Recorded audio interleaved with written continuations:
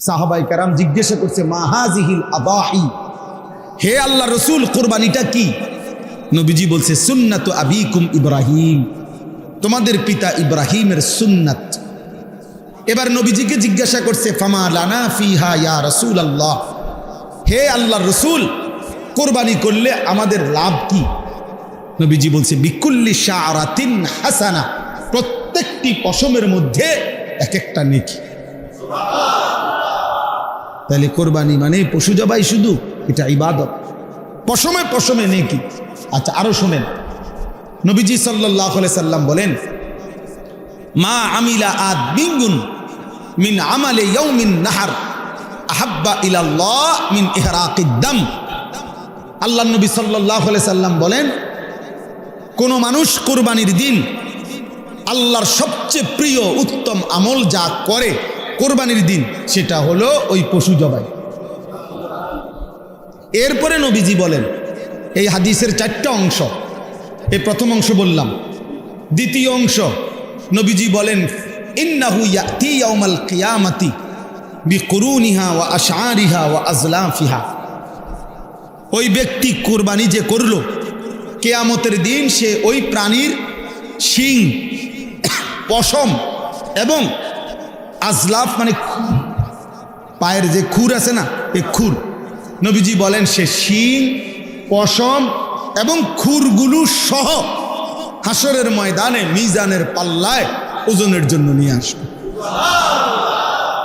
এখন কি অর্থ? কি অর্থ হইল শিং, খুর এবং পশম, পুরা সারা শরীর চামড়ার পশম। তাহলে এগুলো যেহেতু মিজানের পাল্লায় ওজন হিসাবে দিব, তো গোস্তরি হালাই দিব, তোমার তো গোস্ত হালাই দিব, এটা নি বুঝাইছে মানে শিংটাও বাদ যাবে না, খুরটাও বাদ যাবে না, একটা পশমও কি যাবে না, বাদ যাবে না, পুরা আস্থা তার কোরবানিটা তার মিজানের পাল্লায় উঠানো হবে। কি পরিমাণ নেই কি হবে, কি পরিমাণ নেই কি হবে। এটাকে খামখেয়ালি? এটা শুধু গরু জবাই। এরপরে 3 নম্বর অংশ, নবীজি সাল্লাল্লাহু আলাইহি সাল্লাম বলেন ওয়া ইন্নাদ দামা লা ইয়াকাউ মিনাল্লাহি বিমাকানিন ক্বাবলা আন ইয়াকা মিনাল আরদ। অর্থ কি? আগে কুরবানকে কুরবান বলে কেন? মানে এই যে পশু জবাই করার এই উৎসবটাকে, ইবাদতটাকে কি বলে? কোরবানিই বলে। কোরবান অর্থ হলো, কোরবান শব্দটি আরবি, এই আমি যে আয়াত পড়ছি এখানে আছে ইজ কাররাবা কুরবানান। তো কুরবান শব্দের অর্থ হলো কুরব, নৈকট্য অর্জন করা, কারো ঘনিষ্ঠ হওয়া। মানে কুরবানির মাধ্যমে সবচেয়ে কম সময়ে বান্দা আল্লাহর ঘনিষ্ঠ হয়, নৈকট্য অর্জন করে, এই জন্য কোরবানকে কোরবান বলা হয়। এখন সবচেয়ে কম সময়ে মানে কি, এটা আপনি ব্যাখ্যা দিলে বুঝবেন। ওই হাদিসের অর্থের জন্য বলতেছি, আপনি এমনি আগে বাংলায় বোঝেন, সে তর্জমা বুঝতে সুবিধা হবে। মনে করেন একটা গরু, ছাগল, ভেড়া, বকরি, দুম্বা, মহিষ, এটারে মাটিতে শোয়াইল জবাইয়ের জন্য, কেমন? এখন আপনি বলেন এই গলা আর মাটি, মানে যে গলাটা যে শোয়াইল জবাই করার জন্য, গলাতে তো কি লাগাবে? ছুরি দিবে। এখন গলার থেকে মাটি ব্যবধান করবে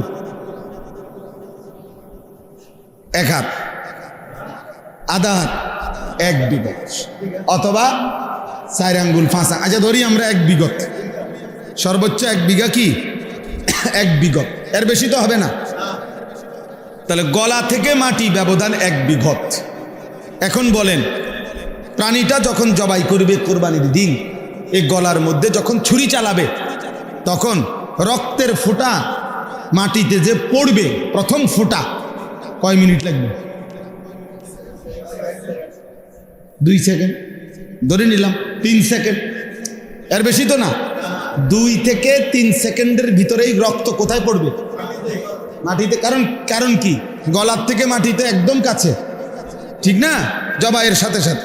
এই নবীজি সাল্লাল্লাহু আলাইহি সাল্লাম বলেন, ওই হাদিসের অর্থ, কোরবানির দিন বান্দা যখন ওই প্রাণী জবাই করে, তো রক্তের প্রথম ফোঁটা জমিনে পড়বার আগেই 7 আসমানের ঊর্ধ্বে আল্লাহর আরশে পৌঁছে যায়। তাহলে 2 থেকে 3 সেকেন্ডের মধ্যে বান্দা আল্লাহর কি হয়ে যায়, ঘনিষ্ঠ। এই জন্য এটার কোরবানি। এত দ্রুততম সময়ে বান্দা আল্লাহর নৈকট্য হাসিল করে, এই জন্য এটাকে কোরবান বলে। এই জন্য নবীজি বলেন রক্ত মাটিতে পড়বার আগে আগেই আল্লাহর কাছে পৌঁছে ফাতিবু বিহা নাফসান। এবার নবীজি বলেন 4 নম্বর অংশ হাদিসের, নবীজি বলেন অতএব তোমরা খুশি খুশি কোরবানি করো। কি কোরবানি করো? খুশি খুশি দিলে, খুশি খুশি খুশি।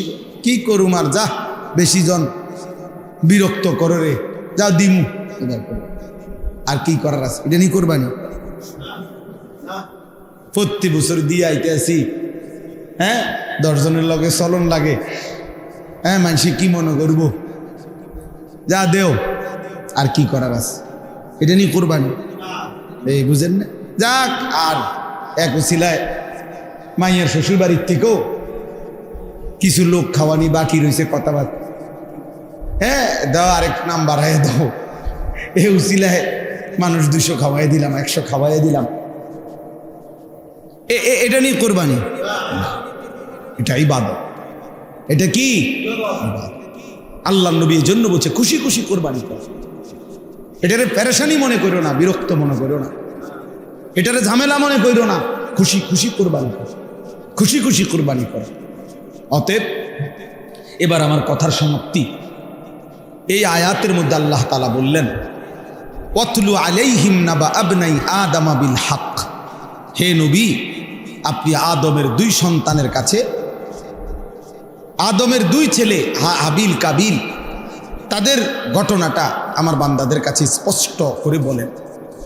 ইজ কাররাবা কুরবানান, যখন তারা 2 ছেলে 2 জন কোরবানি করলো, ফাতুকুব্বিলা মিন আহাদিহিমা ওয়ালাম ইউতাকাব্বাল মিনাল আখার, একজনের কোরবানি কবুল হলো, আরেকজনের কোরবানি কবুল হলো না।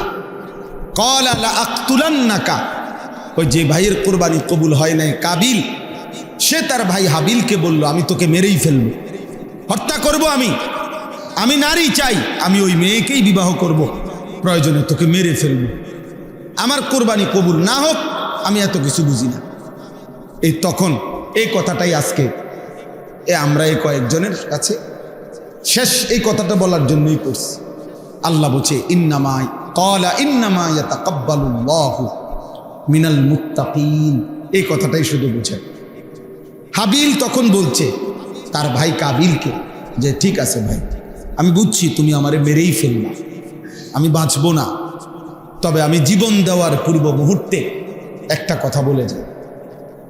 বলছে কিয়ামত পর্যন্ত মনে রাখবা প্রিয় ভাই আমার, সর্বযুগে সর্বকালে আল্লাহ ইবাদত কবুল করবেন তার, গুনাহ মুক্ত জীবন হবে যার। ইন্নামা ইয়াতাকাব্বালুল্লাহু মিনাল মুত্তাকিন, এটা সেই প্রথম দিন বলে দিছে।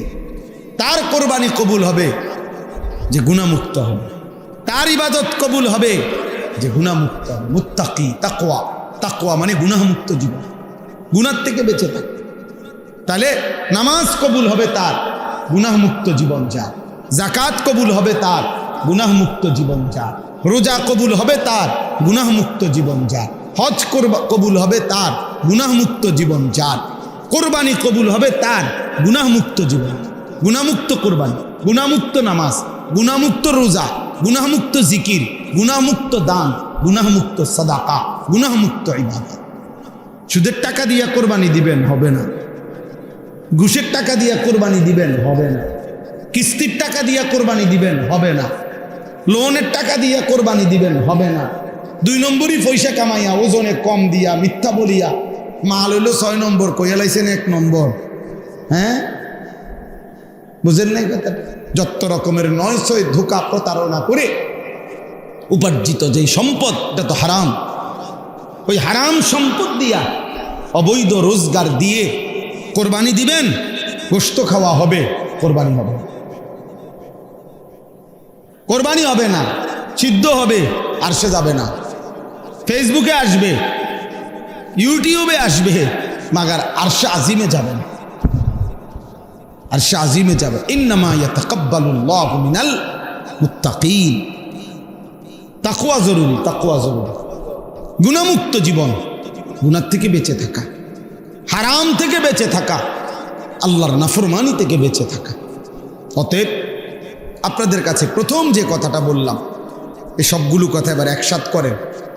1 নম্বর কথা বলছি, নিজের ব্যক্তির সংশোধন, আখলাকের সংশোধন, ইসলাহ, এটা জরুরি। এটা কি ভাই? জরুরি। জীবন সুন্দর করা জরুরি, জীবন সুন্দরের জন্য মেহনত করা জরুরি।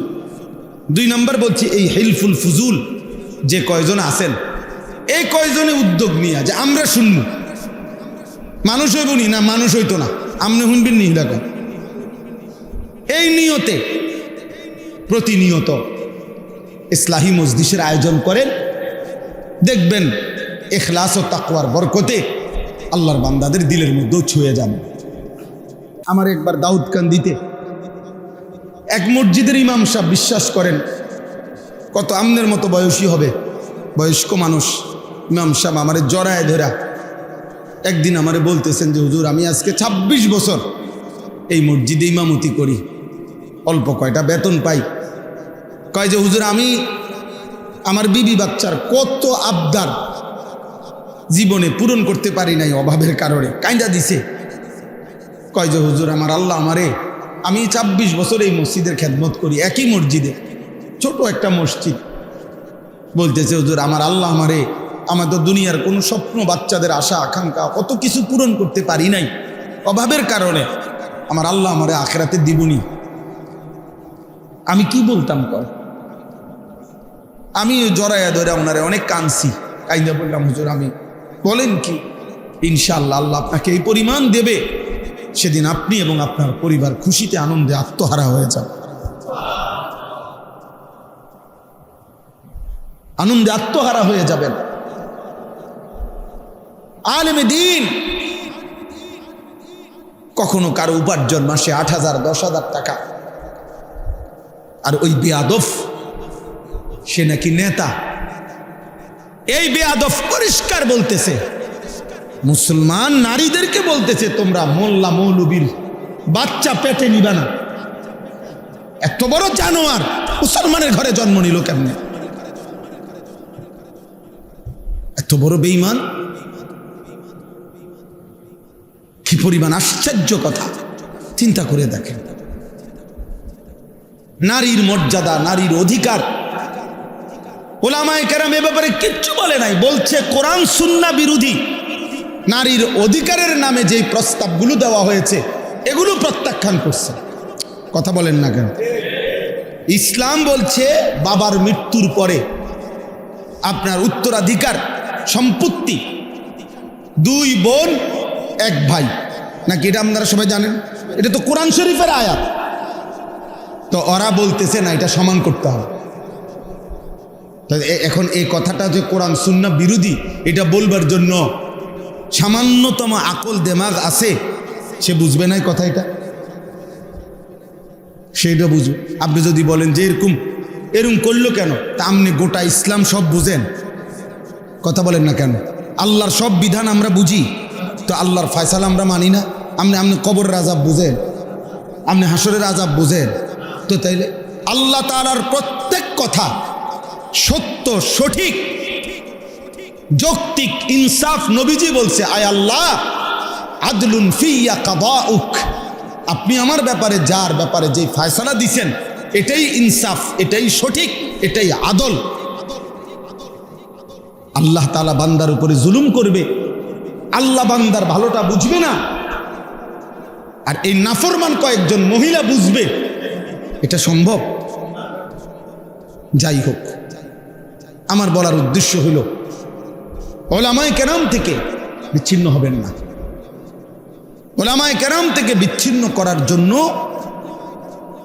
যারা যত কষ্টই করুক, ইনশাআল্লাহ এটা তো স্পষ্ট হয়েছে, 15 বৎসর কত রকমের মিথ্যা অপবাদ দেওয়া হয়েছে, কত জেল জুলুম, কত নির্যাতন হয়েছে আলেমদের উপরে। আজকে সেই আলেমরাই এখনো সেই মসজিদ মাদ্রাসা আলেম ওলামা বাংলাদেশে আছে, কিন্তু ওই জুলুমবাজ আর বাংলাদেশে নাই।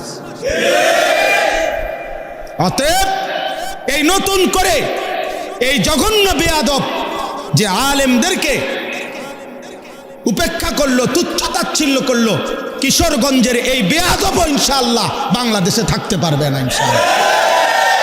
দেখেন ইনশাআল্লাহ আল্লাহ বেইজ্জতি করবে, আসমানওয়ালাই বেইজ্জতি করবে ইনশাআল্লাহ।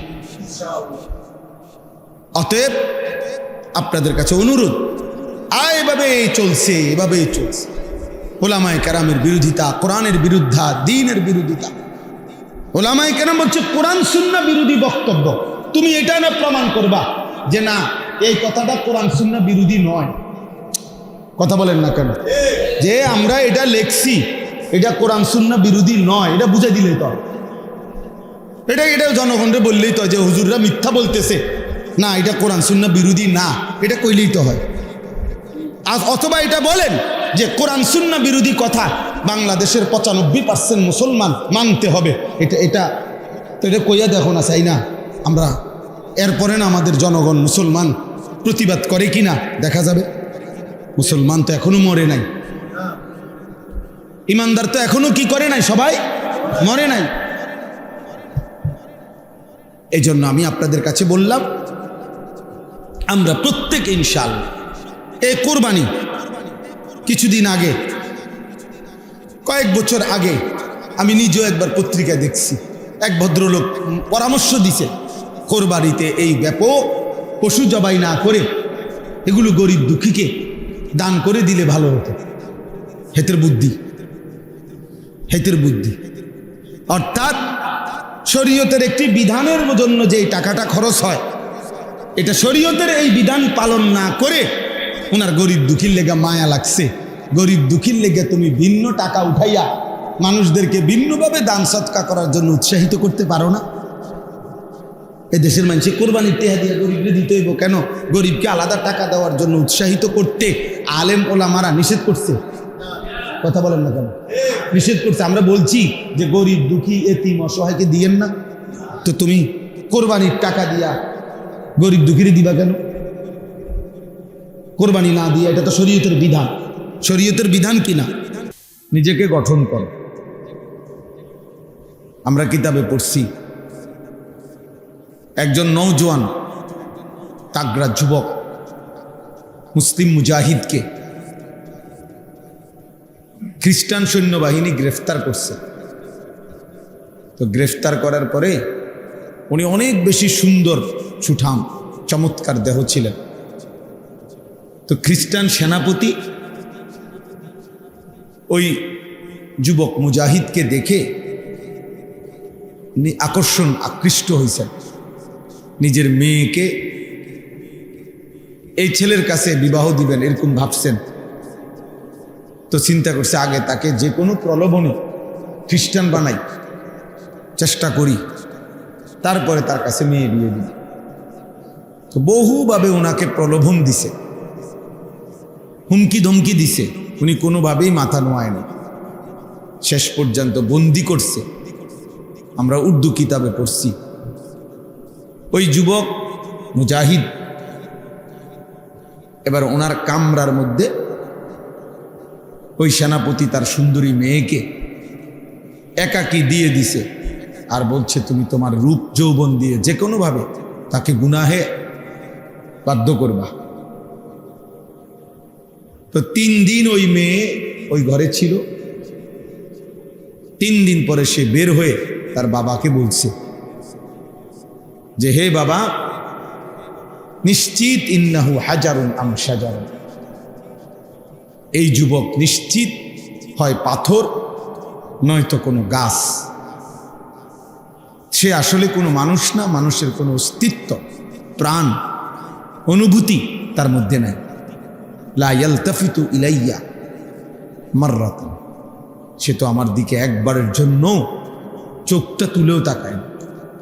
আমি আমার সব চেষ্টা করছি, হয় না। তাইলে আলাইকুম আনফুসাকুম, নিজেকে মজবুত করা অনেক বড় নিয়ামত, কষ্টসাধ্য কাজ, কষ্টসাধ্য কাজ, কিন্তু সম্ভব, সম্ভব। আল্লাহর দয়া হলে সম্ভব। এই সমাজে আমরা বাহ্যিকভাবে দেখলে মনে হয় নাফরমানির সয়লাভ, অসভ্যতার সয়লাভ, কিন্তু আলহামদুলিল্লাহ এর ভেতর দিয়েও হাজারো লাখো পাক্কা মোমেন ইমানদার নারী, পুরুষ, যুবক, কিশোর, বুড়ো আছে, আছে, যে হাজারবার জীবন দেবে প্রয়োজনে, কিন্তু আল্লাহর নাফরমানি করবে না, হারামের এক লোকমা নেবে না, হারামের একটা টাকা নেবে না। এই ভালো মানুষ, এমন উত্তম মানুষদের বরকতেই বাকি বাটফার সিটাররা খাইয়া যাইতেছে, ইমানদারদের বরকত, কোরআনওয়ালাদের বরকত, দিনওয়ালাদের বরকত, আল্লাহকে সেজদা দেনওয়ালাদের বরকত। এটাই সত্য। এই পৃথিবী, আসমান এবং জমিন টিকে আছে আল্লাহ তাআলার নামের উপর, তাওহীদের উপর, লা ইলাহা ইল্লাল্লাহর উপর। যেদিন আল্লাহ এই নাম থাকবে না, তো সেদিন আসমান ও জমিন থাকবে। তাহলে আল্লাহর নামের উপরে কি টিকে আছে? আসমান ও জমিন টিকে আছে। তাওহীদের উপরে কায়নাত টিকে আছে। কোনো বাটপার, সিটার, সুদখোর, হারামখোর, কোনো বখাটে, দুশ্চরিত্র তাদের জন্য না। তারা ইমানদারদের উসিলায়, তারা প্রিয় বান্দাদের, আল্লাহর অনুগত বান্দাদের বরকতে ওরা খায়, ওরা চলে। এই জন্য বাফ ইসলাহি মজলিস ছোট হোক, 10 জন হোক, 1 জন হোক, খুব দাম। কারণ নিজের পরিবর্তন, নিজের আখলাকের পরিবর্তন, নিজের জিন্দিগির পরিবর্তন, এই ফিকির আসা, গুনাহমুক্ত জীবন গঠন, আল্লাহর ইবাদতে অভ্যস্ত জীবন গঠন, এই কথা বিবেকে আসা, দিলের মধ্যে বসা অনেক বড় নিয়ামত। আমল তো কম বেশি পরে না করবেন, আগে তো দিলে বসতে হবে এই কথা যে আমার আল্লাহকে মানা উচিত, আমার গুনাহ ছেড়ে দেওয়া উচিত, আমার আল্লাহর আদেশ পালন করা উচিত। হাজারো লাখো যুবক, কিশোর, নারী, পুরুষ 30 বছরেও 40 বছরেও নাফরমান, তো এটা বুঝেও না যে এটা গুনাহ, সেটা ভাবেও না। আজকে 30 বছর টানা প্রতিদিন এক তালে সুদ খায়, এই হারাম করে তো জানেই না এটা গুনাহ। 30 বছর ধরে প্রতিদিন ব্যবসা করে, প্রতিদিন ওজনে কম দেয়, প্রত্যেক দিন মিছা কথা করে। এই বেঈমানে তো জানেই না, এই নাফরমান তো জানেই না এটা গুনাহ, সে তো এটা কি বোঝেই না, তার কলিজার ভিতরেই তো না। কোনো দিন 1 বছর 2 বছর কোনো দিনই ফজরের নামাজ পড়ে না, এমন কিশোর, এমন যুবক কোনোদিনই ফজরের নামাজ, 365 দিনের একদিনও ফজরের নামাজ পড়ে না। তাহলে এই জানোয়ার তো জানেই না আল্লাহ কি, আখেরাত কি, পরকাল কি, আবার বিচার কি, তা হাসর কি। তার হিসাব হলো জিন্দিগি মানে চুলের পেখম, জিন্দিগি মানে একটা সিবা ফ্যান্ড, জীবন মানে একটা মোবাইল, জীবন মানে একটা মোটরসাইকেল, জীবন মানে কিছু বন্ধুদের আড্ডা, জীবন মানে একটা মাইয়ার লগে কথা বলা, জীবন মানে একটা মেয়ের পিছনে কুত্তার মতো হাঁটা, কোনো নারীর জন্য কুকুরের মতো জীবন দিয়ে দেওয়া, যৌবন শেষ করে দেওয়া, চরিত্র নষ্ট করে দেওয়া, খালাস। আর কি, আর কি? তাহলে সে জীবন চিনল কি, বুঝলো কি? জীবন একটু পর পর চুল ফিরা, দেখবেন অনেক প্রতিবন্ধী, বাস্তব, তুমি পরীক্ষা করলেই দেখবা রিপোর্ট আসবে এ প্রতিবন্ধী।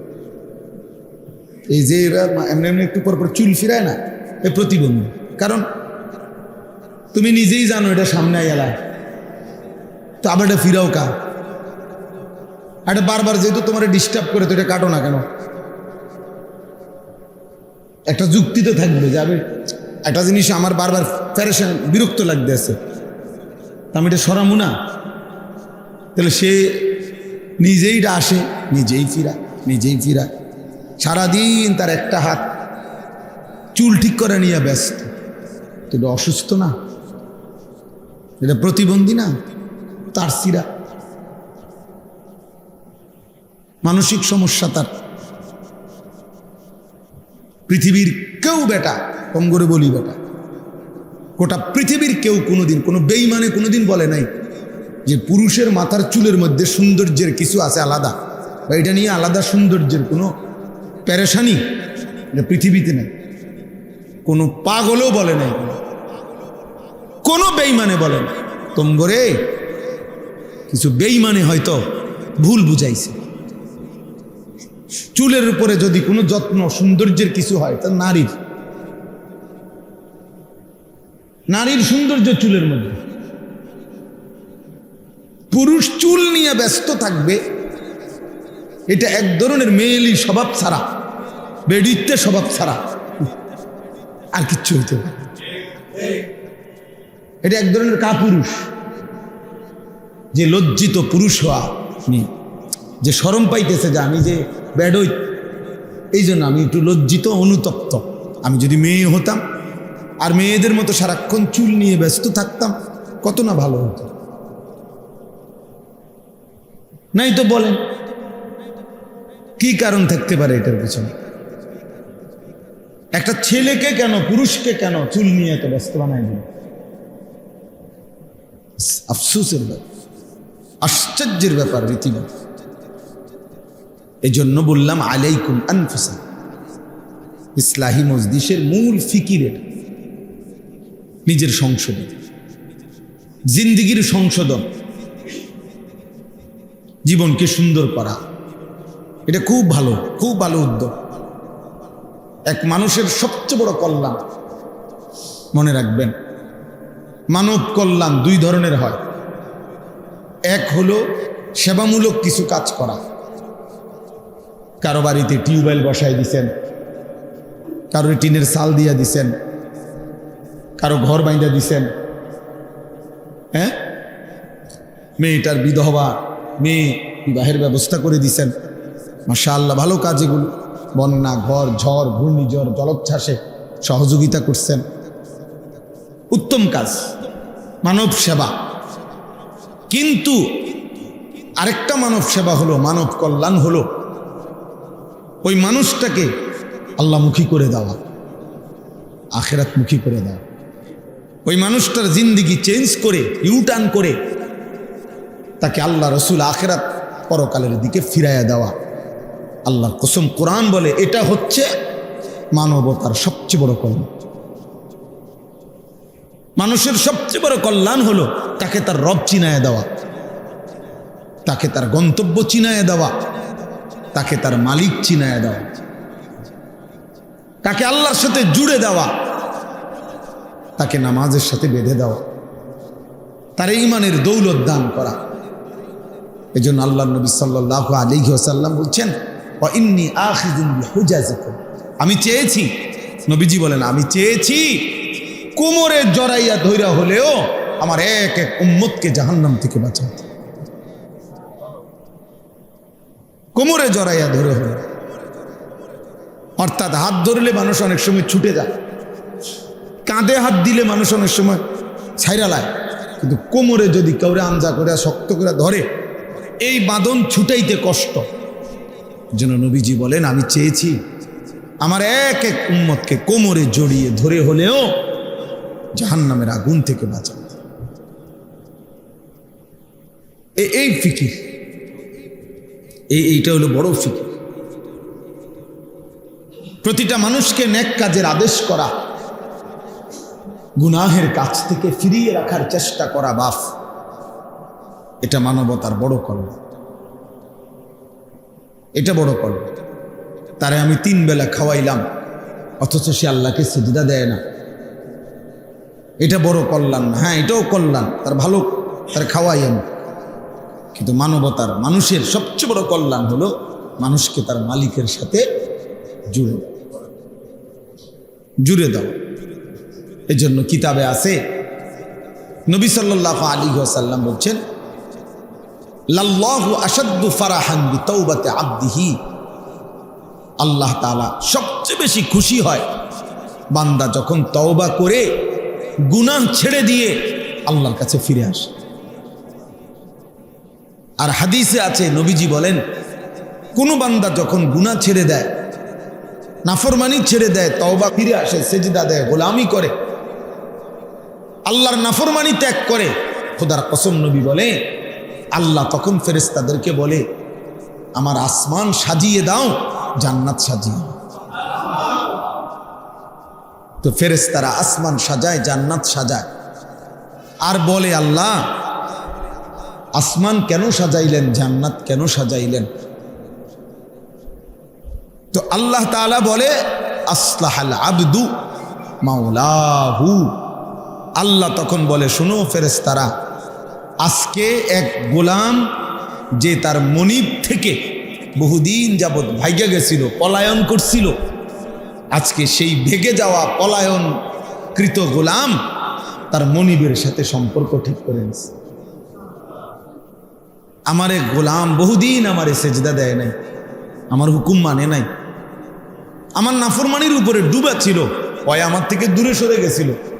আজকে আমার সেই গোলাম, আমার সেই বান্দা, আমার থেকে যে ভেগে গেছিল, আমার ভেগে যাওয়া বান্দা আমি মালিকের সাথে তওবা করে সম্পর্ক ঠিক করে নিছি। আমি এই খুশিতে আসমান সাজিয়ে দিলাম, জান্নাত সাজিয়ে দিলাম। তাইলে আল্লাহ তাআলা সবচেয়ে বেশি খুশি হয় বান্দা যখন আল্লাহর দিকে ফিরে আসে।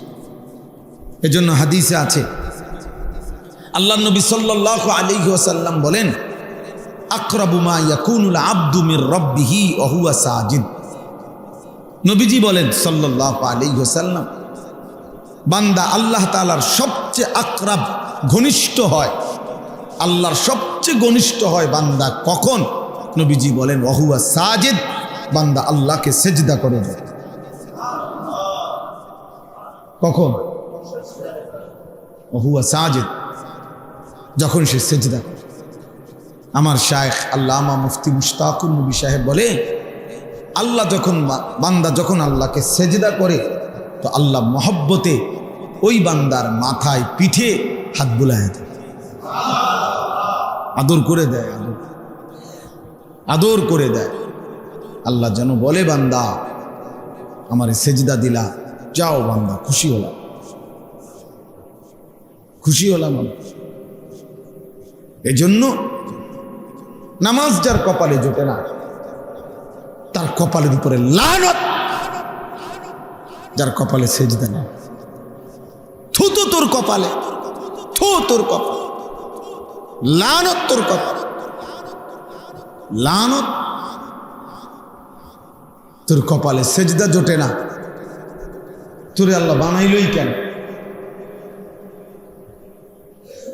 যার কপালে সেজদাই জোটে। এবং বলবেন যে আপনি হুজুর লানত দিলেন, হ বেটা, আল্লাহ লানত দিছে। ওয়া ইন্না আলাইকাল লানাতা ইলা ইয়াউমিদ্দিন।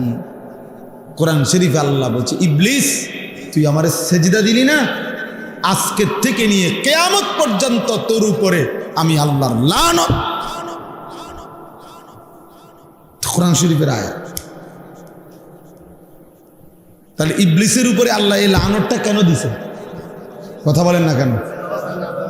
সেজদা দেয় না, সেজদা না করার কারণে তো কি দিছে? কয়দিনের লানত? একবার, একদিনের লানত, কিয়ামত পর্যন্তের জন্য। তাইলে একটি সেজদা না দিলে যদি কিয়ামত পর্যন্ত লানত দেয়, একদিনে 5 ওয়াক্ত নামাজে এক নাফরমান কতগুলো সেজদা ছুটে গেছে। ফজরের নামাজের 4 রাকাত নামাজে 8টা সেজদা, জোহরের যদি 10 রাকাতও ধরি 20টা সেজদা, আসরের যদি 4 রাকাতও ধরি 8টা সেজদা, মাগরিবের যদি 5 রাকাতও ধরি 10টা সেজদা, এশার নামাজের যদি 9 রাকাতও ধরি 18টা সেজদা। একদিনে তোর কয়টা সেজদা ছুটে গেছে?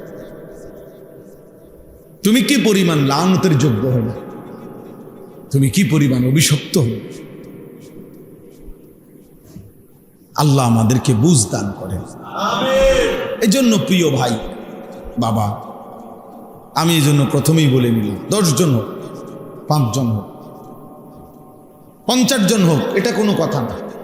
এক আল্লাহর বান্দার ফিকিরও বলা দরকার, একজনের জন্য আল্লাহর কথা শোনানো দরকার, ইসলাহ দরকার, সংশোধন দরকার। বলতে বলতে, শুনতে শুনতে, বারবার বলতে বলতে বলতে বলতে ঠিক কখন কার পরিবর্তন হবে, ঠিক কখন কোন দিন কে বদলে যাবে, সেটা মূলত আল্লাহর ফয়সালা।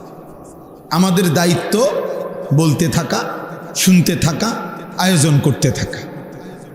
মূলত ফয়সালা, হেদায়েত কে দিবে? আল্লাহ। এতদিন ধরে ওয়াজ করি, কোন মানুষ তো ভালো হয় না। না, মানুষ সবাই ভালোই যাইতেইব, এটা জরুরি না, আমার বলা জরুরি। হুজুরে যেমন 10 বছর ধরে মাহফিল করি, কই মানুষের তো কোনো পরিবর্তন দেখি না, এই জন্য আর মাহফিল করতাম না। তো আর মাহফিল না করলে 10 বছর, এবার যেহেতু 10 বছর করেও দেখছেন ভালো হয় না, তো না করলে 10 বছর তো ভালো হয়ে যাব, ভালো হয়ে যাব। তাই আমার দায়িত্ব তো এটা না, আমার দায়িত্ব তো কয়জন হেদায়েত পাইলো না পাইলো এটার হিসাব করা আমার দায়িত্ব, আমার বলা দায়িত্ব, বলতে থাকা। এই জন্য আপনারা রাসেল ভাই সহ আমারে বলছে, আমি ডেট দিছি, বাকিরাও আমি হয়তো সবাইকে চেহারা তো চিনি আলহামদুলিল্লাহ।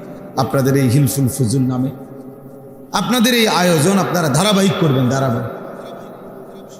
5 জন যদি আপনাগো সদস্য হন, আপনারা আগে নিয়ত করবেন যে দোস্ত আগে ওয়াদা করো আমরা 5 জন শুনবো কিনা। যদি বলেন তো 5 জন, তো হুজুরে কইয়া লইবেন আগে যে হুজুর আমরা সদস্য হইলাম 30 জন, বা আমরা 10 জন নিয়ত করছি পাক্কা যে আমরা ওয়াজ শুনবো, আমাকে 10 জনের লেগে কইবেন নিতা। কথা বোঝেন নাই? এমন হুজুর যদি রাজি হয় হেবাটার দাওয়াত দিন, বললাম লোক হইব 10 জন, আর যদি বেশি হয় আলহামদুলিল্লাহ, আর না হইলে আমরা 10 জনের বুঝ দিব। আপনি 10 জনরে বলবেন, আপনি 5 জনরে বলবেন, একজনকে বলবেন। আল্লাহ আমাদেরকে তৌফিক দান করেন। এই হিলফুল ফুজুল এটা নবীজি সাল্লাল্লাহু আলাইহি ওয়াসাল্লামের জন্মেরও আগের সংগঠন, আরবের একটি সংগঠনের নাম মূলত। অর্থাৎ আরবের মধ্যে ফজল নামে, একই নামে 3 ব্যক্তি ছিল, 3 জন ব্যক্তি ফজল নাম, 3 জনের নামে ফজল। এই 3 জন ব্যক্তি একই নামের, ওনারা একসাথে অঙ্গীকার করছিল। হিলফুন মানে হলো ওয়াদা, অঙ্গীকার, শপথ। আর এই ফুজুল মানে হলো ফজল নামের 3 জন,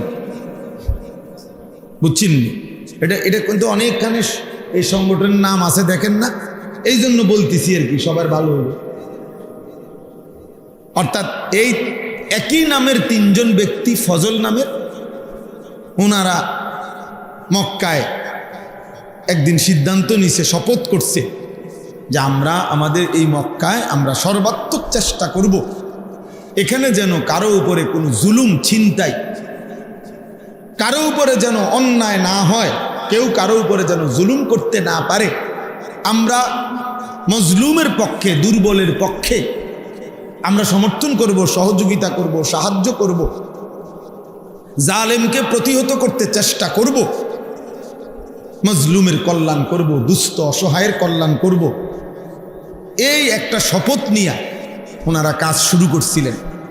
পরবর্তীতে বহু মানুষ এর সাথে যোগ হয়েছে এবং খোদ নবুয়ত পূর্ব মানে 40 বছরের আগেই আমাদের নবী সাল্লাল্লাহু আলাইহি ওয়াসাল্লামও এই ইনাদের এই হিলফুল ফুজুলের সাথে সক্রিয়ভাবে অংশগ্রহণ করছে। বুঝছেন না কথা? তো সেইখান থেকে আজকে ১৫০০ বছর আগের এই পবিত্র নিয়তে, ভালো নিয়তে ৩ জন ব্যক্তি একটি উত্তম কাজের জন্য নিয়ত করছিল, শপথ করছিল। তো সেই নাম আজকে ১৫০০ বছর পরেও পৃথিবীতে কেমন পরিচিত না, কেমন পরিচিত। কত নামে আমরা তো ওয়াজে যাই, সারা বাংলাদেশে এই নামে শত শত এলাকায় কি আছে সংগঠন, হিলফুল ফুজুল। তাহলে শুধু এটা বাংলাদেশে না অন্যত্র নাই?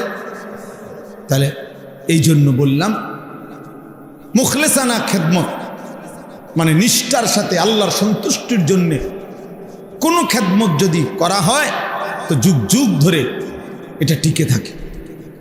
আল্লাহ তাআলা আপনাদেরকেও তৌফিক দেন, কবুল করেন, আমিন। এইবার আমি একটা আয়াত পড়ছি, এই আয়াতের উপরে অল্প একটু কথা বললে আমার কথা শেষ ইনশাআল্লাহ। আমাদের প্রিয় ভাই হযরত মাওলানা মুফতি ইউসুফ বিন ইকবাল, এই মাওলানা বয়সে আমাদের অনেক কম, আলহামদুলিল্লাহ সে অনেক ভালো আলেম, অনেক ভালো আলেম। আমি ব্যক্তিগতভাবে তার বয়ান শুনি, তার কথা শুনি, তার প্রত্যেক কথায় 10 মিনিট 20 মিনিট আধা ঘন্টাও যদি কেউ শুনে, ভালো যারা আলেম তারাও অনেক খোরাক পায়। এত সুন্দর কথা বলতে পারে, এবার এত দলিল ভিত্তিক রেফারেন্স ভিত্তিক কথা বলে, এটা অবাক। আলহামদুলিল্লাহ। এই আপনাদেরকে বলছে, আমি সেই তো শুনলাম যে কোন কোন আমল করলে হজ্জের সওয়াব পাওয়া যায়, উমরার সওয়াব পাওয়া যায়। তো দেখা যাবে হাজার হাজার পৃষ্ঠা খুঁজাও আমনে খুঁজা পাইতেন না, অসংখ্য হাদিসের কিতাব খুঁজাও আমনে এগুলোর একসাথ করতে পারতেন না। কিন্তু আলহামদুলিল্লাহ ওলামায়ে কেরাম আপনাদের কাছে যুগ যুগ ধরে আলেমরা পুরা কোরআন, পুরা হাদিস, পুরা দ্বীনকে একসাথ করে গবেষণা করে যুগে যুগে উম্মতের সামনে, উম্মতের ওলামায়ে কেরামরা মানুষের জীবন চলার দিক নির্দেশনা, আখিরাতমুখী, কল্যাণমুখী দিক নির্দেশনা দিয়ে যাচ্ছে। এটা ওলামায়ে কেরামেরই একমাত্র খেদমত, যেটা এই পৃথিবীর আর কেউ করতে পারেও নাই, পারবেও না, কেউ পারবে। কোন জেনারেল শিক্ষিত ব্যক্তি পুরা কোরআন সামনে নিয়ে, নবীজির সমস্ত হাদিসকে সামনে নিয়ে, পূর্বাপর সমস্ত কিছু বিশ্লেষণ করে উম্মতকে সঠিক দিক নির্দেশনা দেওয়া, এটা একমাত্র ওলামায়ে কেরামেরই বৈশিষ্ট্য। এটা ওলামায়ে কেরামেরই বৈশিষ্ট্য, বিশ্বাস করে। এজন্য ওলামায়ে কেরাম থেকে বিচ্ছিন্ন হওয়া, ওলামায়ে কেরাম থেকে বিচ্যুত হওয়া, ওই মানুষগুলো, ওই ব্যক্তিগুলো নিশ্চিত মনে রাখবেন ওরা সঠিক রাস্তা, গন্তব্য, মঞ্জিল পাবে না, মাঝখানে কোথাও না কোথাও হুচট খাইয়া পড়ে যাবে, পড়ে যাবে। প্রত্যেক সময়ে মনে রাখবেন, সর্বসময়ে কিছু মানুষ, কিছু ব্যক্তি, কিছু গোষ্ঠী প্রকাশ্যে কিংবা গোপনে সর্বদাই তৎপর থাকে, যারা ওলামায়ে কেরামের বিরোধিতা করার জন্য সচেষ্ট।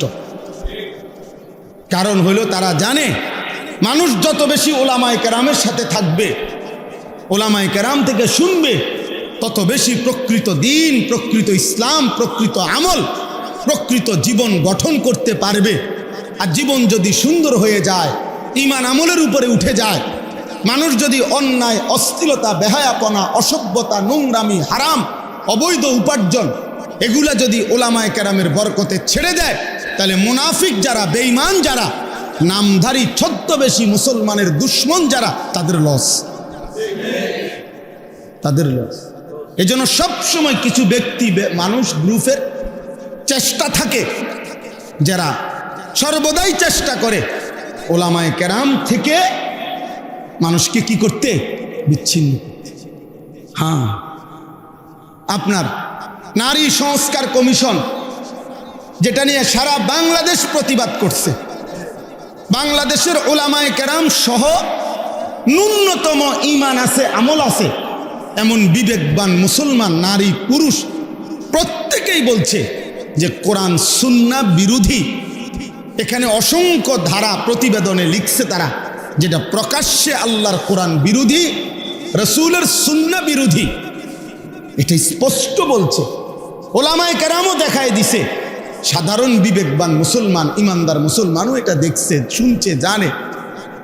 কিন্তু অল্প কিছু নারী নামের কলঙ্ক, এরা আপনার গোটা জাতিকে বিদ্রুপ করে ওলামায়ে কেরাম এবং ইসলাম এবং ধর্মের বিরোধিতা করে তারা ধর্ম, আলেমদের বক্তব্য, কোরআন সুন্নাহর বক্তব্য সব কিছুকে প্রত্যাখ্যান করে তাদের দাবি যে নারীর অধিকার, মর্যাদা, তারা যা বলে, তারা যা চায়, নারী যা বলবে, নারী যা চাইবে সেই অধিকারে তাকে দিতে হবে, তাদের বক্তব্য এটা। আর তাদের পক্ষে সমর্থন করে এমন কিছু নামধারী, মুখোশধারী মুসলমান আছে, নাউজুবিল্লাহ। 2 দিন হয় বাংলাদেশের কিশোরগঞ্জের একজন নেতা, পুরান নেতা, বুড়া নেতা, এই পর্যন্ত কয়েকবার ডিগবাজি দিছে, দল বদলাইছে, এই পর্যন্ত বহু দল বদলাইয়া, তাই নিয়ে প্রকাশ্যে টকশোতে আপনার 2 দিন আগে এই অসভ্য বেয়াদব প্রকাশ্যে সারা পৃথিবীকে সামনে রেখে ওলামায়ে কেরামকে তুচ্ছ তাচ্ছিল্য এবং ব্যঙ্গ বিদ্রুপ করেছে। আজীব হবে, সে বলছে আমরা 500 টাকার মৌলবী, আমরা 1000 টাকার নাকি মৌলবী, আমগরে 500 টাকা দিলে আমরা ওয়াজ বদলায় ফেলি, আমরা ফতুয়া বদলায় ফেলি। নারীদেরকে বলছে তোমরা এই মোল্লাদের সন্তান পেটে ধারণ করবা না। এত বড় জঘন্য বেয়াদব বাংলাদেশে আরেকটা কেমনে জন্ম নিয়া এই ফ্যাসিস্ট পরবর্তী 5ই আগস্ট যেই সময় জালেম পলায় গেল, এরপরে এই জালেম কেমনে থাকলো এটা আশ্চর্য লাগতেছে। এত বড় জঘন্য বেয়াদব, এত বড় ভয়ানক বেয়াদব। বয়স্ক মানুষ, বয়স 60 বছরের কম হবে না, সে একেবারে সে বলতেছে মোল্লাদের, ইসলামের মধ্যে কোনো মোল্লাতন্ত্র নাই, ইসলামে এক জিনিস, মোল্লাতন্ত্র আরেক জিনিস, মানে আমরা মোল্লারা হলাম এক জিনিস, ইসলাম আরেক জিনিস। তুই কি কইলি পাগল, কি কইলি তুই? হ্যাঁ কি বললা, এটা কথা হইল? এই জন্য ওলামায়ে কেরাম এটার তীব্র প্রতিবাদ করেছে। এমন জঘন্য বেয়াদব যেই দল লালন করে তাদের ভবিষ্যৎ খুব ভালো হবে না, ভবিষ্যৎ ভালো হবে না। এই নাফরমান ওলামা বিদ্বেষী, আলেম বিদ্বেষী, সে নিজেকেও ডুবাবে, তার দলটাকেও ডুবাবে শেষ পর্যন্ত। আশ্চর্য। এজন্য ভাইয়া একজন হলেও মনে রাখবেন, উম্মতকে ওলামাদের থেকে, সর্বশ্রেণীর মুসলমানকে, মানুষকে আলেমে দ্বীন থেকে বঞ্চিত করার যেই কোনো ষড়যন্ত্র, যেই কোনো চেষ্টা, এটা আমরা ঘৃণা ভরে প্রত্যাখ্যান করা দরকার। এজন্য আপনাদের কাছে আমার অনুরোধ রইল, ওলামায়ে কেরাম যুগ যুগ ধরে আপনাদের কাছে দ্বীন পেশ করে, আল্লাহর কোরআন পেশ করে, রসুলের সুন্নাহ পেশ করে। কয় টাকা উপার্জন আপনারা বলেন ইনসাফ করে? একজন মসজিদের ইমাম, একজন মসজিদের মুয়াজ্জিন, একজন মাদ্রাসার উস্তাদ, কয় টাকা উপার্জন তার? সামান্য কয় টাকা দিয়ে দিনের পর দিন ছুঁয়ে যাবে। আর 3 নম্বর কথা হলো, ওলামায়ে কেরাম থেকে কোনোভাবেই আমরা বিচ্ছিন্ন হব না।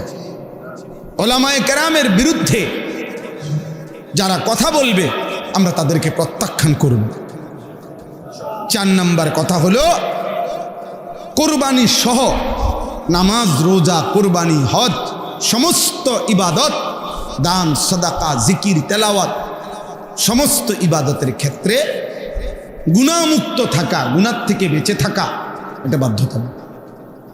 এটার দিকে নজর রাখা। আল্লাহ আমাদের প্রত্যেককে তৌফিক দান করেন। আল্লাহ তাআলা আজকের এই মজলিসকে কবুল করে নেন। আল্লাহ তাআলা আগামী দিনেও এই মজলিসকে চালু রাখবার তৌফিক দান করেন। আলহামদুলিল্লাহ রাব্বিল আলামিন। আল্লাহুম্মা আনতাস সালাম ওয়া মিনকাস সালাম তাবারাকতা ইয়া দাল জালালি ওয়াল ইকরাম ইয়া আরহামার রাহিমিন ইয়া আরহামার রাহিমিন ইয়া আরহামার রাহিমিন। রব্বানা যালামনা আনফুসানা ওয়া ইল্লাম তাগফির লানা ওয়া তারহামনা লানাকুনান্না মিনাল খাসিরিন। রব্বানা আতিনা ফিদ দুনিয়া হাসানা ওয়া ফিল আখিরাতি হাসানা ওয়া কিনা আযাবান নার। রব্বিরহামহুমা কামা রব্বায়ানি সগীরা। রব্বানা হাব লানা মিন আজওয়াজিনা ওয়া যুররিয়াতিনা কুররাতা আ'য়ুন ওয়াজআলনা লিল মুত্তাকিনা ইমামা। মওলায়ে করিম আপনি মাফ করে দেন, রব্বে করিম আপনি মাফ করে দেন। মেহেরবান মওলা, আপনার ঘরেই লম্বা সময় বসেছিলাম, এতটা সময় ধরে আপনি আপনার ঘরেই জায়গা দিয়েছেন, এখন গুনাহ মাফ না করে কেমনে বের করে দিবেন? আয় মওলা মাফ করে দেন মওলা। আপনার ঘরে যেহেতু বসতেই দিলেন, এখন আপনি মাফই করে দেন, মাফ করে দেন মওলা। আযাব দিলে আপনার কোনো লাভ নাই, মাফ করে দিলে আপনার কোনো ক্ষতি নাই। মাফ করলে আপনার কমবে না, মাফ না পেলে আমাদের উপায় থাকবে না। আয় করিম আপনি মাফ করে দেন, আয় রহমান আপনি মাফ করে দেন, আয় রহিম আপনি মাফ করে দেন, আয় গফফার আপনি মাফ করে দেন, আয় গফুর আপনি মাফ করে দেন, আয় মাওলা আপনি মাফ করে দেন। পেছনের সব গুনাহ মাফ করে দেন, আগামী জিন্দেগি আপনি সুন্দর করে দেন, ঈমান আমলের দৌলত দেন, ইজ্জত আফিয়ত দেন, তাকওয়া তহারত দেন, গুনাহ মুক্ত জীবন দান করেন, আপনার গোলামি করার তৌফিক দান করেন, জীবনটা সুন্দর করবার তৌফিক দান করেন, চুল চেহারা আখলাক আমল সুন্দর করে দেন। আল্লাহ কিশোর যুবক ছেলেগুলোকে বদলে দেন, কিশোর যুবক ছেলেগুলোকে বদলে দেন, কিশোর যুবক ছেলেগুলোকে বদলে দেন। আল্লাহ এদের চেহারা সুন্দর করে দেন, এদের চুল মুসলমানের মতো স্বাভাবিক বানিয়ে দেন, এদের আখলাক সুন্দর করে দেন। আল্লাহ সেজদাওয়ালা কপাল বানিয়ে দেন, কাঁদনেওয়ালা চোখ বানিয়ে দেন, জিকিরওয়ালা জবান বানিয়ে দেন, মোহব্বতওয়ালা দিল বানিয়ে দেন, সুন্নতওয়ালা জীবন বানিয়ে দেন, বন্দিগিওয়ালা জীবন বানিয়ে দেন। আয় আল্লাহ আপনি মাফ করে দেন, সমস্ত কবরবাসীদেরকে মাফ করে দেন, কিয়ামত পর্যন্ত কবরের আযাব মাফ করে দেন, কবরগুলোকে জান্নাতের টুকরা বানিয়ে দেন, আপনার নূরে রহমত দ্বারা ভরপুর করে দেন, অসুস্থ বিমারি যারা শিফা করে দেন, কামাই রুজিতে হালাল বরকত দান করেন, চাকরি ব্যবসা ক্ষেত খামার সব কিছুতে বরকত দান করেন। প্রবাসী বিদেশের জমিনে যারা সহি সালামতে নিরাপদে রাখেন মাওলা, আল্লাহ প্রত্যেকের নেক মাকসাদ পূরণ করে দেন, এই মসজিদখানা কবুল করে নেন। আল্লাহ মসজিদের সমস্ত খিদমাত আপনি কবুল করে নেন, ইমাম খতিব মুয়াজ্জিন খাদেম কমিটি মুসল্লি সবাইকে কবুল করে নেন। আল্লাহ আপনি দয়া করেন, হিলফুল ফুজুল এই পরিষদ আপনি কবুল করে নেন। আল্লাহ তাদেরকে আরো ভালো কাজ করার তৌফিক দান করেন, প্রতিনিয়ত এই ইসলাহি মজলিস চালু করবার তৌফিক দান করেন, আপনি হিম্মত দান করেন, আপনি ইস্তেকামত দান করেন, আপনি শক্তি সাহস দান করেন। আয় আল্লাহ আমার দেশকে নিরাপদ করে দেন, আমার দেশকে নিরাপদ করে দেন, আমার দেশকে নিরাপদ করে দেন। প্রতিটা মানুষের জান মাল ইজ্জত আব্রু আপনি হেফাজত করেন, মা বোনদেরকে পর্দা পুশিদা দান করেন, আবেদা সালেহা মা ফাতেমা রাবেয়া বসরিয়ার মতো বানিয়ে দেন। আল্লাহ আপনার ঘরে যারা ছুটে ছুটে যাচ্ছে, আল্লাহ হাজি সাহেবানদেরকে আপনি কবুল করে নেন। আমরাও যেতে চাচ্ছি মাওলা, আপনি তৌফিক দিয়েন, আপনি তৌফিক দিয়েন, আপনি বঞ্চিত কইরেন না। আল্লাহ আমার এই বাবা ভাই সকলকে কাবার কালো গিলাফ দেখতে দিয়েন, মদিনার সবুজ গম্বুজ দেখতে দিয়েন। আল্লাহ আল্লাহ আপনার ঘর না দেখিয়ে কবরে নিয়েন না মাওলা, মদিনার বন্ধুর রওজা না দেখাইয়া কবরে নিয়েন না মাওলা। আয় আল্লাহ সারা পৃথিবীর মজলুম মুসলমানকে বিজয় দান করেন, গাজা ফিলিস্তিনের মুসলমানকে বিজয় দেন, পাকিস্তানের মতো একটা বিজয় ফিলিস্তিনকেও দেন মাওলা। আয় আল্লাহ মোদিকে আপনি বেইজ্জতি করেছেন, নেতানিয়াহুকে আপনি ধ্বংস করে দেন, আপনি ধ্বংস করে দেন, আপনি ধ্বংস করে দেন।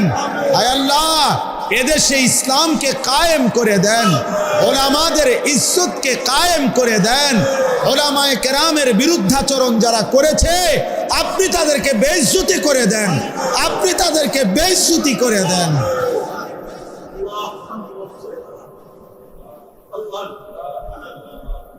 এই করিম, এই করিম কি মাফ করে দেন।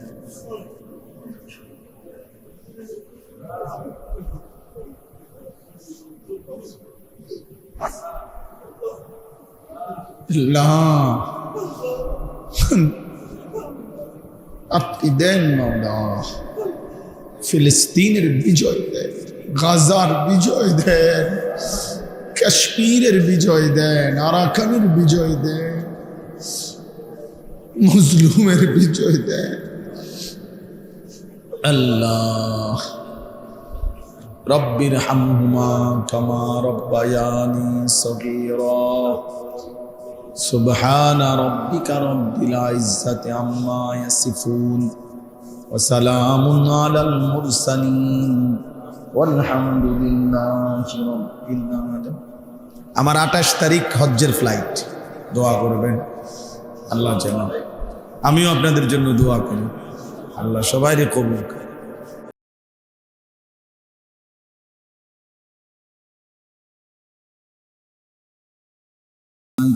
الرحمن الرحيم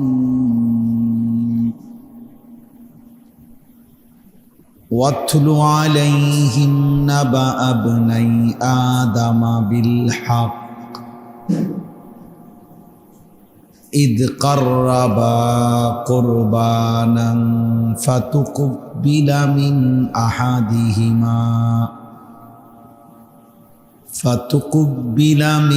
أحدهما ولم يتقبل من الآخر قال لأقتلنك قال إنما يتقبل الله من المتقين صدق الله مولانا العظيم وقال صلى الله عليه وسلم اتق المحارم تكن أعبد الناس اللهم صل على محمد وعلى آل محمد كما صليت على إبراهيم وعلى آل إبراهيم إنك حميد مجيد اللهم بارك على محمد وعلى آل محمد كما باركت على إبراهيم وعلى آل إبراهيم إنك حميد مجيد سبحانك لا علم لنا إلا ما علمتنا إنك أنت العليم الحكيم الحمد لله আল্লাহ পাক রব্বুল ইজ্জত যুল জালাল ওয়াল ইকরামের ফজল কারাম, রব্বুল আলামিনের ইহসান, মেহেরবানি, দয়া।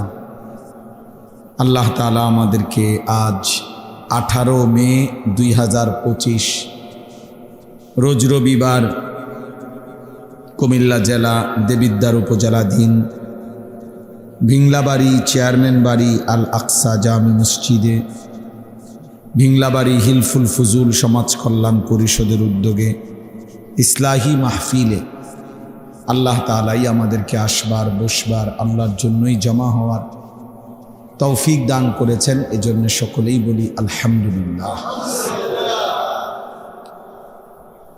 ইসলাহি মজলিস স্বাভাবিকভাবেই ছোট্ট পরিসরে হয়, খুব বেশি হাঙ্গামা শোরগোল হুলস্থুল কম হয়। ব্যাপক বড়সড় আয়োজন হয় না। এটাই মনে করেন ইসলাহি মজলিসের একটা বৈশিষ্ট্য। মূলত ইসলাহি মজলিসের মূল ফিকির হলো ব্যক্তির জিন্দিগি সংশোধন করা, জীবন সংশোধন, নিজেকে গঠন, ইসলাহ। কোরআনুল কারীমের মধ্যে আছে আল্লাহ তাআলা বলেন, ইন্নামাল মুমিনুনা ইখওয়া ফাআসলিহু বাইনা আখাওয়াইকুম। নিশ্চয়ই মুমিনগণ পরস্পর ভাই ভাই, অতএব তোমরা তোমাদের পরস্পর ভাই ভাই প্রত্যেকে একে অপরকে সংশোধন করে দাও। কোরআনুল কারীমের মধ্যে আছে ওয়া ইন তাইফাতানি মিনাল মুমিনিনা ইকতাতালু ফাআসলিহু বাইনাহুমা। তোমাদের ইমানদারদের মধ্যে যদি দুই দল, দুই গ্রুপ ঝগড়া করে, মারামারি করে, তো তোমরা তাদের মধ্যে সংশোধন করে দাও। কোরআনুল কারীমের মধ্যে আছে আল্লাহ তাআলা বলছেন, ফাত্তাকুল্লাহা ওয়া আসলিহু যাতা বাইনিকুম। তোমরা আল্লাহকে ভয় করো এবং নিজেদের মধ্যে সংশোধন করে নাও। এরকম অনেক শব্দ কোরআনুল কারীমের মধ্যে আছে, ইন উরিদু ইল্লাল ইসলাহা মাস্তাতাতু। নবীগণ মানুষকে আল্লাহর দিকে ডেকে তো এ কথা বলতেন যে, হে আমার জাতি, এই যে দিবানিশি তোমাদেরকে ডাকতেছি, এর উদ্দেশ্য তোমাদের সংশোধন, আর কিছুই না, তোমাদের জীবন গঠন। তাহলে ইসলাহ সংশোধন, পরিবর্তন, জিন্দিগি আল্লাহ এবং রসুলের রঙে গঠন, আখেরাতের আলোকে জীবন সাজানো, এটা খুব জরুরি। এটা একজন মানুষের, একজন মুমিনের প্রধানতম ডিউটি, প্রধান ডিউটি, নিজেকে আল্লাহ তাআলার হুকুমের অনুগত করা, জীবন গঠন করা। ইয়া আইয়ুহাল্লাযীনা আমানু আলাইকুম আনফুসাকুম। কোরআনুল কারীমের মধ্যে আছে, হে ঈমানদারগণ, তোমরা প্রত্যেকেই নিজেকে আঁকড়িয়ে ধরো। তার মানে নিজেকে গড়ে তোলো, নিজেকে সাজিয়ে তোলো, ঈমান আমলের রঙে নিজেকে সাজাও। লা ইয়াদুররুকুম মান দাল্লা ইযা ইহতাদাইতুম। যদি তোমরা নিজেদেরকে হেদায়েতের উপরে উঠাইতে পারো, তো পৃথিবীর আর কেউ তোমাকে পথভ্রষ্ট করতে পারবে না। আমি যদি বিশ্বাস করি ঈমান আমল আমার জিন্দিগি, আমার দিলের মধ্যে যদি আখিরাত বসে, কবরের ভয় বসে, গোটা পৃথিবী ল্যাংটা হোক, গোটা পৃথিবী নাফরমানিতে ডুবে যাক, আল্লাহ বলতেছে তোমারে আর কেউ পথ হারা করতে পারবে। তাহলে এমন অসংখ্য মানুষ দেখেন যে একটি সমাজের চারদিকে অসংখ্য অগণিত মানুষ নামাজ পড়ে না, কিন্তু কিছু মানুষ আছে এর ভিতর দিয়েই প্রতিদিন 5 ওয়াক্ত নামাজ পড়ে। তো সে এটা বুঝছে যে এটাই আমার জিন্দিগি। কলেজ ইউনিভার্সিটি তো আমাদের পরিচিত এমন অসংখ্য ছেলে আছে যেখানে চারিদিকে গুনাহ এবং ছেলে মেয়ে নারী পুরুষের অবাধ চলাফেরা, এর মাঝখানেও সে শতভাগ তার চোখ নামায়া রাখে, নিজেকে হেফাজত করে, 5 ওয়াক্ত নামাজ পড়ে। আলহামদুলিল্লাহ, এরকম অসংখ্য ছেলে আমাদের পরিচিত আছে। তাহলে কারো দিলের মধ্যে যখন আখিরাত ডুবে যায়, ঢুকে যায়, তো চারিদিকের সকলের নাফরমানিও তাকে আর প্রভাবিত করতে পারে না। এমন অসংখ্য মানুষ আছে যাদের চারিদিকের সব ঘরে টেলিভিশন চলে, কিন্তু 40 বছর 30 বছর 50 বছরে তার ঘরে তার বিবি বাচ্চা এবং সে তারা কোনোদিন টেলিভিশন দেখে না, এমন নাই। আলহামদুলিল্লাহ। এই জন্য আল্লাহ তাআলা বলছে আলাইকুম আনফুসাকুম, নিজেকে আঁকড়িয়ে ধরো, নিজেকে গড়ে তোলো, নিজেকে সাজাও, তাহলে গোটা পৃথিবী মিলে কেউ আর তোমাকে পথভ্রষ্ট করতে পারবে, কেউ না। হযরত মাওলানা তারেক জামিল সাহেব, পৃথিবী বিখ্যাত মুবাল্লিগ, দাঈ, তো উনি বলেন যে আমি আমার দীর্ঘ 30-35 বছরের জীবনে গোটা ইউরোপ আমেরিকা সহ সমস্ত দেশে, এমনকি এক এক দেশের প্রতিটা স্টেটে প্রদেশে